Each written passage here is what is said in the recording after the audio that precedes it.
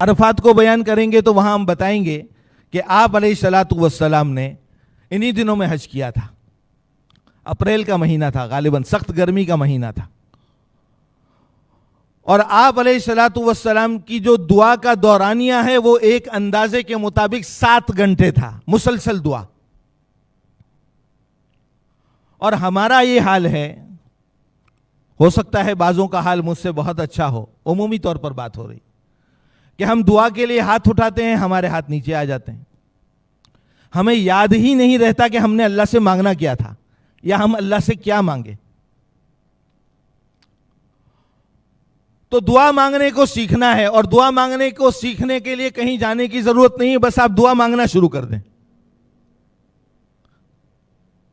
اپنے 24 گھنٹے میں سے کچھ وقت اللہ سے باتیں کرنے کے لیے نکالیں، اللہ سے دعا مانگنے کے لیے نکالیں. روزانہ دعا مانگیں. آپ خود دیکھیں گے کہ آپ کی دعا کا دورانیہ بڑھ رہا ہے، اور پھر دعائیں یاد آنے لگیں گی. پھر ایک وقت آئے گا کہ آپ کا دعا ختم کرنے کو دل نہیں چاہے گا. ہم نے آج بھی اس دور میں بھی ایسے لوگ دیکھے ہیں جو عرفات میں نہ کھاتے ہیں نہ پیتے ہیں، صرف دعا مانگتے رہتے ہیں. ایسے روتے ہیں کہ ان کو دیکھ کر رونا آ جائے. اور کسی اور گروپ کے نہیں، یونیورسل ایکسپریس کے ہی حاجی ہیں وہ. تو موجود ہیں ایسے لوگ، اور ان کی موجودگی یہ بتا رہی ہے کہ یہ آج بھی ممکن ہے. تو ابھی وقت ہے ہماری فلائٹ کے اندر. اگر وقت نہیں بھی ہے تو مکہ مکرمہ پہنچ کر دعا میں اپنے وقت کو لگائیں. اور یہ بات یاد رکھیں کہ دعا مانگی جاتی ہے، پڑھی نہیں جاتی. دعا مانگی جاتی ہے، پڑھی نہیں جاتی. اور آدمی مانگتا وہ ہے جس کا مطلب اسے معلوم ہو. تو دعا عربی میں مانگنا ضروری نہیں ہے، اللہ کو ساری زبانیں آتی ہیں. جس زبان میں آپ کے لیے مانگنا آسان ہو اس زبان میں اللہ سے مانگیں. اگر کسی دعا، کچھ دعائیں ایسی ہیں جو آپ علیہ الصلاۃ والسلام کی زبان مبارک سے نکلی ہیں، تو اگر وہی الفاظ یاد ہو جائیں جو آپ علیہ السلام کی زبان مبارک سے نکلے ہیں تو بہت اچھی بات ہے، اور اس کا مطلب بھی معلوم ہو. لیکن اگر کوئی دعا آپ علیہ السلام سے ثابت ہی نہیں ہے، جیسے طواف کے چکروں کی جو دعائیں، ہر چکر کی الگ الگ دعائیں لکھی ہوتی ہیں، یہ آپ علیہ السلام سے ثابت نہیں ہے، تو ان دعاؤں کے بجائے آپ کے دل میں جو ہے وہ اللہ سے مانگے. تو یہ 3 کام ہم نے آج سے شروع کر دینے ہیں. پھر جس دن ہم نے مکہ مکرمہ جانا ہوگا، بہت سارے لوگ، اکثر لوگ ایسے ہوں گے جن کی ڈائریکٹ فلائٹ مدینہ منورہ کی ہے، اور کچھ لوگ ایسے ہوں گے جو جدہ جا رہے ہوں گے. تو اگر ہم یہاں سے براہ راست مدینہ منورہ جا رہے ہیں تو مدینہ منورہ سے جب ہماری مکہ مکرمہ کو روانگی ہوگی، یا اگر ہم یہاں سے جدہ جا رہے ہیں تو کراچی سے جب ہماری، یا کسی بھی شہر سے جب ہماری جدہ روانگی ہوگی مکہ مکرمہ جانے کے لیے، تو جس دن ہماری فلائٹ ہوگی اس دن کچھ کام کرنے ہیں. پہلا کام تو یہ کرنا ہے، اپنے ناخن تراشنے ہیں، جسم کے زائد غیر ضروری بالوں کو صاف کرنا ہے. اس کے بعد غسل کرنا ہے. غسل کے 3 فرض ہیں: منہ بھر کر کلی کرنا، ناک کی نرم ہڈی تک پانی کا پہنچانا، اور سارے جسم پر اتنا پانی بہانا کہ بال برابر جگہ بھی خشک نہ رہے. غسل کرنا ہے. یہ غسل صفائی کا ہے، پاکی کا نہیں ہے. یہ غسل صفائی کا ہے، پاکی کا نہیں ہے. اس لیے وہ عورتیں جو ان دنوں ایام سے ہوں انہیں بھی یہ غسل کرنا چاہیے. اس کے بعد سنت ہے کہ جسم پر خوشبو لگائی جائے. احرام کی چادروں پر یا احرام کے لباس پر خوشبو نہ لگائی جائے. جسم پر خوشبو لگا سکتے ہیں. بالوں میں تیل لگانا چاہیں لگا سکتے ہیں، اور چاہے وہ خوشبودار ہی کیوں نہ ہو. اس کے بعد ہم نے، اگر مکروہ وقت نہ ہو تو 2 رکعت نماز پڑھنی ہے. دن میں 3 وقت ایسے ہیں جس میں نفل نماز پڑھنا مکروہ ہے. اگر کوئی نفل پڑھے گا تو ہوگی نہیں، گناہگار ہوگا. وہ 3 وقت کون سے ہیں؟ ایک صبح صادق سے لے کے اشراق تک کا وقت. صبح صادق یعنی جب ہم رمضان میں روزہ بند کرتے تھے، سحری کا وقت جب ختم ہوتا تھا، جب فجر کی اذان ہوتی ہے، فجر کا وقت شروع ہوتا ہے. صبح صادق سے لے کے اشراق، اشراق ایک نفل نماز کا نام ہے جو سورج کے طلوع ہونے کے بعد 15 یا 20 منٹ کے بعد پڑھی جاتی ہے. تو صبح صادق سے لے کر اشراق تک نفل نماز کا پڑھنا مکروہ ہے. دوسرا وقت جس میں نفل نماز مکروہ ہے وہ زوال کا وقت ہے، جسے انگریزی میں مڈ ڈے کہتے ہیں اور عربی میں نصف النہار کہتے ہیں، جب سورج بالکل درمیان میں آ جاتا ہے۔ عام طور پر جو نماز کے ٹائم ٹیبل ہوتے ہیں اس میں زوال لکھا ہوتا ہے، اس وقت میں نفل نماز پڑھنا مکروہ ہے۔ تیسرا وقت جس میں نفل نماز پڑھنا مکروہ ہے وہ عصر کی نماز کے بعد سے لے کر مغرب کی اذان تک کا جو وقت ہے اس کے اندر بھی نفل نہیں پڑھے جا سکتے۔ تو اگر یہ 3 وقت نہ ہو تو ہم 2 رکعت پڑھیں گے، جس کی نیت یہ ہے کہ یہ احرام سے پہلے کے 2 نفل ہیں، اور نفل ہیں اس لیے ضروری چیز بھی نہیں ہے، پڑھنا اچھی بات ہے۔ 2 رکعت نماز پڑھ کے ہم اللہ سے دعا مانگیں گے۔ جو عورتیں ان دنوں ایام سے ہوں وہ چونکہ نماز نہیں پڑھ سکتی اس لیے وہ صرف دعا مانگیں گی۔ اس کے بعد ہم احرام کی نیت نہیں کریں گے۔ جن کی فلائٹ ہے جدہ کے لیے وہ ایئرپورٹ چلے جائیں گے۔ مدینہ منورہ سے چلنے والے لوگ وہاں میقات ہے بئر علی، وہاں جا کر احرام کی نیت کریں گے، اور جو یہاں سے براہ راست جدہ جا رہے ہیں، مکہ مکرمہ جا رہے ہیں، وہ جہاز میں بیٹھنے کے بعد جب جہاز اڑ جائے اور کچھ وقت نکل جائے اس کے بعد احرام کی نیت کریں گے۔ میقات سے پہلے احرام کی نیت کرنا ضروری ہے۔ اب یہ میقات کیا چیز ہے اس کو بھی سمجھ لیجئے۔ اللہ نے اپنے گھر کے گرد 3 حدود قائم کی ہیں۔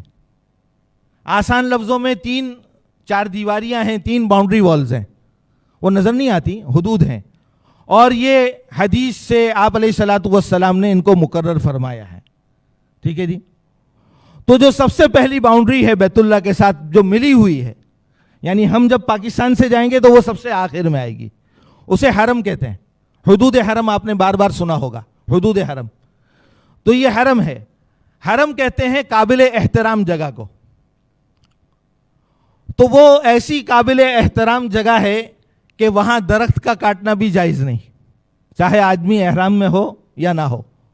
کوئی شکار کرنا جائز نہیں، کسی جانور کو ڈرانا بھی جائز نہیں، انسان تو دور کی بات، جانور کو بھی نہیں ڈرا سکتے، اسے حرم کہتے ہیں۔ اس کے بعد جو اگلی باؤنڈری ہے، یعنی جب ہم یہاں سے جائیں گے جو دوسرے نمبر پر باؤنڈری آئے گی اسے حل کہتے ہیں۔ جو حلال کام حرم کے اندر حرام تھے وہ حل کے اندر حلال ہو جاتے ہیں۔ جیسے جدہ ہے، یہ حل ہے۔ مسجد عائشہ جہاں جا کر ہم عمرے کا احرام باندھتے ہیں وہ حل ہے۔ جیرانہ بہت سارے لوگ زیارت کے لیے جاتے ہیں، وہاں سے بھی عمرے کا احرام باندھتے ہیں، وہ بھی حل ہے۔ ٹھیک ہے جی۔ تیسری باؤنڈری میقات ہے۔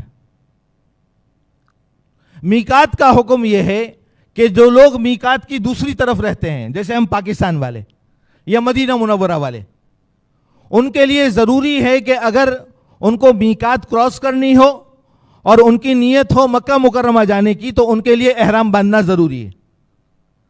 چاہے وہ مکہ کاروبار کے لیے جا رہے ہوں تب بھی ان کو احرام باندھ کر جانا پڑے گا۔ تو میقات سے پہلے ہم نے احرام کی نیت کرنی ہے۔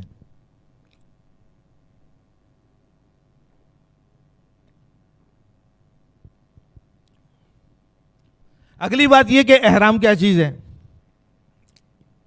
عام طور پر وہ 2 چادریں جو مرد اوڑھتا ہے اس کو احرام کہتے ہیں۔ کہاں جا رہے ہو جی؟ احرام خریدنے جا رہا ہوں۔ دکان پر لکھا ہوتا ہے احرام یہاں اویلیبل ہے، دستیاب ہے۔ عورتیں عام طور پر احرام اس کپڑے کو کہتی ہیں جو وہ اپنے سر پر باندھتی ہیں بالوں کو بند رکھنے کے لیے۔ یہ دونوں چیزیں احرام نہیں ہیں، یہ دونوں چیزیں احرام نہیں ہیں۔ احرام عربی زبان کا لفظ ہے، اس کا مطلب ہے حرام کرنا۔ احرام کی نیت کے ذریعے حج کرنے والا مرد یا حج کرنے والی عورت، عمرہ کرنے والا مرد یا عمرہ کرنے والی عورت چند حلال کاموں کو اپنے اوپر حرام کر دیتا ہے، اس لیے اس کو احرام کہتے ہیں، نیت کو کہتے ہیں احرام۔ اب چونکہ اس نے اپنے اوپر سلے ہوئے کپڑے پہننا حرام کر دیے اس لیے وہ 2 چادریں اوڑھتا ہے جس کا نام ہم نے احرام رکھ دیا۔ یہ دراصل احرام کا لباس ہے، احرام کا یونیفارم ہے، احرام کی وردی ہے، احرام نہیں ہے۔ یہ بات میں اس وجہ سے بتا رہا ہوں کہ بہت سارے لوگوں کے ذہن میں ہوتا ہے کہ احرام میں ہم فریش ہونے کے لیے غسل کر سکتے ہیں۔ ہم کہتے ہیں جی کر سکتے ہیں، وہ کہتے ہیں احرام کھل جائے گا، چادریں کھل گئی احرام کھل جائے گا۔ کبھی احرام گندا ہو جاتا ہے، ناپاک ہو جاتا ہے، تو لوگ پوچھتے ہیں کہ جی احرام کی چادریں بدلوں گا تو احرام تو نہیں کھل جائے گا. اسی طرح عورتوں کو وضو کے لیے سر پر مسح کرنا فرض ہے. سر پر مسح کرنے کے لیے وہ کپڑا کھولنا پڑتا ہے جنہوں نے باندھا ہوا ہوتا ہے. تو وہ کہتی ہیں ہمارا احرام کھل تو نہیں جائے گا. تو یہ احرام نہیں ہے. آپ احرام کی حالت میں بغیر کسی صابن کو استعمال کیے غسل کر سکتے ہیں. احرام کی چادریں خراب ہو جائیں, ناپاک ہو جائیں تو آپ ان کو تبدیل کر سکتے ہیں. عورتوں کا کوئی مخصوص لباس نہیں ہے احرام میں, تو وہ اگر اپنے کپڑے بدلنا چاہیں تو بدل سکتی ہیں. تو احرام کی نیت کرنی ہے. اچھا, اب احرام کی جو نیت ہے وہ حج کی 3 قسمیں ہیں. 3 طرح سے نیت کی جا سکتی ہے. حج کی پہلی قسم جو سب سے زیادہ افضل ہے وہ حج قران ہے. اس میں ہوتا یہ ہے کہ حاجی جب میقات سے پہلی مرتبہ جب جا رہا ہو مکہ مکرمہ حج کے سفر کے دوران, تو جب میقات پر پہنچنے سے پہلے نیت کرتا ہے تو وہ ایک ہی احرام میں عمرے اور حج دونوں کی نیت کرے. اسے حج قران کہتے ہیں. اس میں ہوتا یہ ہے کہ وہ مکہ مکرمہ پہنچ کر عمرے کا طواف کرتا ہے, پھر عمرے کی سعی کرتا ہے, بال نہیں کٹواتا, پھر طواف قدوم کرتا ہے, پھر حج کی سعی کرتا ہے, پھر 8 ذی الحجہ کو حج کے کام شروع ہوتے ہیں, حج کے افعال شروع ہوتے ہیں. تو 8 کو منی, 9 کو عرفات, 10 کو پھر منی, پھر شیطان کو کنکریاں مار کر قربانی کر کے بال کٹوا کر دونوں احراموں سے فارغ ہو جاتا ہے. یہ حج قران ہے. یہ سب سے افضل ہے. افضلیت کے اعتبار سے جو تیسرا حج ہے وہ حج افراد ہے. اس میں حاجی کرتا یہ ہے کہ میقات سے پہلے وہ صرف حج کی نیت کرتا ہے, اور مکہ مکرمہ پہنچنے کے بعد اگر اس کو کوئی نفلی طواف کرنا ہو تو کر لے, نہ کرنا ہو تو کوئی بات نہیں. 8 ذی الحجہ کو منی, پھر 9 کو عرفات, پھر واپس منی آ کر رمی کر کے بال کٹوا کے وہ احرام سے فارغ ہو جاتا ہے. حج افراد کرنے والے کے لیے قربانی کرنا ضروری نہیں ہے. یہ حج افراد ہے. تیسرا حج جو عام طور پر میں اور آپ کرتے ہیں, پاکستان سے جانے والے حج کرتے ہیں, فضیلت کے اعتبار سے اس کا نمبر دوسرا ہے. اسے حج تمتع کہتے ہیں. حج تمتع میں ہوتا یہ ہے کہ حاجی میقات پر صرف عمرے کے احرام کی نیت کرتا ہے, اور پھر مکہ مکرمہ پہنچنے کے بعد طواف کرتا ہے, سعی کرتا ہے, بال کٹوا کر احرام اتار دیتا ہے, احرام سے فارغ ہو جاتا ہے. اس کے بعد 8 ذی الحجہ کو وہ اپنی جگہ سے ہی, اپنے ہوٹل سے ہی وہ حج کا احرام باندھتا ہے, اور پھر حج کے ارکان شروع ہو جاتے ہیں. تو حج تمتع کا طریقہ میں تفصیل سے بیان کر دیتا ہوں. تو جہاز میں بیٹھنے کے بعد میقات آنے سے پہلے پہلے ہم نے احرام کی نیت کرنی ہے. مدینہ منورہ والوں نے بیر علی جسے کہتے ہیں, پہلے اس کو ذوالحلیفہ کہتے تھے, وہاں جا کر احرام کی نیت کرنی ہے.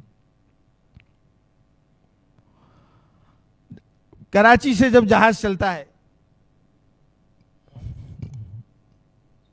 تو جدہ لینڈنگ سے آدھا گھنٹہ پہلے میقات آتی ہے. عام طور پر جہاز کے اندر اناؤنسمنٹ بھی ہوتی ہے کہ 10 منٹ کے بعد ہم میقات کے اوپر سے گزرے ہیں, جس نے احرام کی نیت کرنی ہو کر لے. لیکن اناؤنسمنٹ ہو یا نہ ہو, ہم نے 4 گھنٹے کی فلائٹ ہے, 3.5 گھنٹے کی فلائٹ ہے, تو ہم نے 2 گھنٹے کے بعد, 2.5 گھنٹے کے بعد, یہ ہمارے پاس میکسیمم ٹائم ہے, اس میں ہم نے احرام کی نیت کر لینی ہے. عمرے کے احرام کی نیت کریں گے حج تمتع کرنے والے. اللہم انی ارید العمرۃ فیسرھا لی وتقبلھا منی. اے اللہ میں عمرہ کرنے کا ارادہ کرتا ہوں, اے اللہ میں عمرہ کرنے کا ارادہ کرتی ہوں, تو اسے میری طرف سے قبول فرما, میرے لیے آسان فرما. اس کے بعد ایک مرتبہ تلبیہ پڑھنا واجب ہے. لبیک اللہم لبیک, لبیک لا شریک لک لبیک, ان الحمد والنعمت لک والملک لا شریک لک. مرد با آواز بلند پڑھیں گے, عورتیں آہستہ آواز میں پڑھیں گی.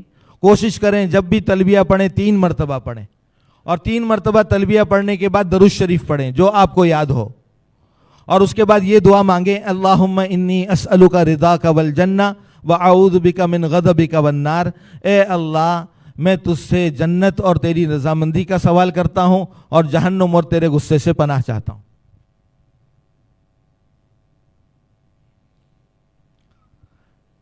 احرام کی اچھا نیت کے ساتھ تلبیہ پڑھنا ضروری ہے. اگر کسی نے تلبیہ نہیں پڑھا تو نیت نہیں ہوگی, وہ احرام میں داخل ہی نہیں ہوگا. نیت کرتے ہی ہم احرام میں داخل ہو جائیں گے. اب احرام کی ساری پابندیاں شروع ہو جائیں گی, جو بہت ساری ہیں, انگنت ہیں. وہ کتابوں میں آپ پڑھیں گے اور وقتاً فوقتاً آپ ہم سے پوچھتے بھی رہیں گے. اچھا، مرد پاؤں میں ایسی چپل نہیں پہن سکتا جس سے پاؤں کی ابھری ہوئی ہڈی، جس پر جوتے کا تسمہ باندھتے ہیں، اس کو کھلا رکھنا ضروری ہے. اس لیے عام طور پر وہ کینچی چپل، جسے ہوائی چپل کہتے ہیں، وہ پہنی جاتی ہے. لیکن ایک گزارش یہ ہے کہ مرد حضرات بھی، اور عورتوں کے لیے کوئی مخصوص چپل نہیں ہے. تو احرام کی حالت میں تو ہم 2 سے 3 دن ہوں گے، اس میں یہ کینچی چپل کی ضرورت ہوگی. دوسری بات یہ کہ وہاں، یہ میں بطور مشورہ کہہ رہا ہوں، ٹھیک ہے جی، کوئی شریعت کا حکم نہیں ہے، چلنا بہت پڑتا ہے اور بہت زیادہ چلنا پڑتا ہے. اس لیے چپل اور جوتا بہت اچھا لے کر جانا چاہیے. یہ حج میں بہت آپ کو مفید رہے گا. ورنہ اگر جوتا ہلکا ہوگا تو آپ چلتے چلتے تھک جائیں گے اور پریشان ہوں گے. اس لیے جہاں اتنے پیسے یونیورسل ایکسپریس کو دیے ہیں تو ایک $100 جوتے پر بھی خرچ کر دیں، کوئی بات نہیں، اس میں چپل بھی آ جائے گی، جوتا بھی آ جائے گا اچھی کوالٹی کا. عورتوں سے بھی یہی گزارش ہے، مردوں سے بھی یہی گزارش ہے. دوسری بات، بہرحال اگلی بات جوتوں سے متعلق وہ آگے عرض کرتے ہیں. مکہ مکرمہ پہنچنے کے بعد ہم نے جلدی نہیں کرنی، اپنے ہوٹل پہنچ جائیں، اپنا سامان ایڈجسٹ کر لیں، اگر کوئی ضرورت ہو پوری کر لیں، کھانے کی ضرورت ہو کھانا کھا لیں، نیند آ رہی ہو آرام کر لیں. اور جب بالکل فریش ہو جائیں، حشاش بشاش ہو جائیں، تو اب ہم نے عمرہ کرنے کے لیے حرم شریف جانا ہے. حرم شریف مسجد حرام ہے جہاں بیت اللہ واقع ہے. سنت کے مطابق داخل ہوں، دائیں پاؤں سے بسم اللہ والصلاۃ والسلام علی رسول اللہ، اللہم افتح لی ابواب رحمتک، اے اللہ میرے لیے رحمت کے دروازے کھول دے. اور اپنی نظروں کو نیچے کر لیں. نظروں کو نیچے اس وجہ سے کرنا ہے کہ یہ ہماری بیت اللہ کی پہلی حاضری ہے، اور بیت اللہ پر جب پہلی نظر پڑے تو وہ دعا کی قبولیت کے قریب ہے. تو ہم کوشش کریں گے کہ بیت اللہ سے جتنا قریب ہو جائیں اس کے بعد ہماری بیت اللہ پر نظر پڑے. جب آپ کو اندازہ ہو جائے کہ ہم بیت اللہ کے قریب ہو چکے ہیں تو راستے سے ایک طرف ہٹ جائیں، تاکہ لوگوں کو آپ کی وجہ سے تکلیف نہ ہو اور آپ کو بھی لوگوں کی وجہ سے تکلیف نہ ہو. اور اپنی نظروں کو اٹھائیں اور دعا مانگنا شروع کریں. دعا سے فارغ ہونے کے بعد ہم نے عمرے کا طواف کرنا ہے. طواف کی نیت کر لیں. ٹھیک ہے جی، نیت دل کے ارادے کا نام ہے، زبان سے کہنا ضروری نہیں ہے. طواف شروع ہوتا ہے حجر اسود کے سامنے سے. بیت اللہ کے 4 کونے ہیں، ایک کونے پر حجر اسود لگا ہوا ہے. تصویروں میں بھی آپ نے دیکھا ہوگا، جو لوگ گئے ہوں گے، پہلے عمرے کیے ہوں گے، ان کو اندازہ بھی ہوگا اس بات کا. حجر اسود کے سامنے پہنچنے سے پہلے مردوں نے ایک کام یہ کرنا ہے کہ احرام کی جو چادر اوڑی ہوئی ہے، جو عام حالت میں ویسے ہی اوڑی جاتی ہے جیسے ہم چادر اوڑھتے ہیں، دونوں کندھے ڈھکے ہوئے ہوتے ہیں، ٹھیک ہے جی، تو ہم نے استباء کرنا ہے. استباء کسے کہتے ہیں؟ چادر کے دائیں پلو کو دائیں بغل کے نیچے سے نکال کر بائیں کندھے پر ڈال دینا کہ دایاں کندھا ننگا ہو جائے. چادر کے دائیں پلو کو دائیں بغل کے نیچے سے نکال کر بائیں کندھے پر ڈال دینا ہے کہ دایاں کندھا ننگا ہو جائے. اسے استباء کہتے ہیں. یہ ہر اس طواف کی سنت ہے جس کے بعد سعی کرنی ہو. ہر اس طواف کی سنت ہے جس کے بعد سعی کرنی ہو. چونکہ عمرے کے طواف کے بعد بھی سعی کرنی ہوتی ہے، اس لیے اس کی بھی سنت ہے. اور یہ طواف کے 7 چکر میں ہوگا. ٹھیک ہے جی، طواف کے 7 چکر میں ہوگا. اب حجر اسود کے سامنے آئیں. حجر اسود، اچھا عورتوں کے لیے استباء نہیں ہے. حجر اسود کے سامنے آئیں، مرد بھی عورتیں بھی، اور حجر اسود کی طرف منہ کر کے سینہ کر کے کھڑے ہو جائیں. اب 2 کام کرنے ہیں. پہلا کام حجر اسود کا استقبال کرنا ہے. جس طرح نمازوں کے لیے ہم ہاتھ اٹھاتے ہیں تکبیر تحریمہ کے اندر، پہلی تکبیر کے اندر کانوں تک یا کندھوں تک، اس طرح ہاتھ اٹھانے، بسم اللہ اللہ اکبر کہہ کے ہاتھ چھوڑ دینے. یہ حجر اسود کا استقبال ہے، یہ طواف کی سنت ہے. دوسرا کام ہم نے یہ کرنا ہے کہ حجر اسود کا استلام کرنا ہے. حجر اسود کے استلام کا طریقہ یہ ہے کہ حجر اسود کے اوپر اپنے دونوں ہاتھوں کو رکھا جائے، اور جو درمیان میں جگہ ہو اس کے اوپر اپنی پیشانی کو لگایا جائے اور اس کو چوما جائے. لیکن ہم حجر اسود کا استلام اس طرح نہیں کر سکتے. اس کی 2 وجہ ہیں. ایک تو رش بہت زیادہ ہوگا، وہاں تک پہنچنا ممکن ہی نہیں ہوگا. دوسرا یہ کہ حجر اسود پر خوشبو لگی ہوئی ہوتی ہے. اگر ہم حجر اسود پر ہاتھ لگائیں گے یا بیت اللہ کی کسی بھی دیوار پر ہاتھ لگائیں گے تو ہمارے ہاتھوں میں خوشبو آ جائے گی، اور یہ احرام کی خلاف ورزی ہے. کم خوشبو آئے گی تو صدقہ دینا پڑے گا، زیادہ خوشبو آئے گی تو دم دینا پڑے گا. تو اب حجر اسود کا استلام کیسے کریں گے؟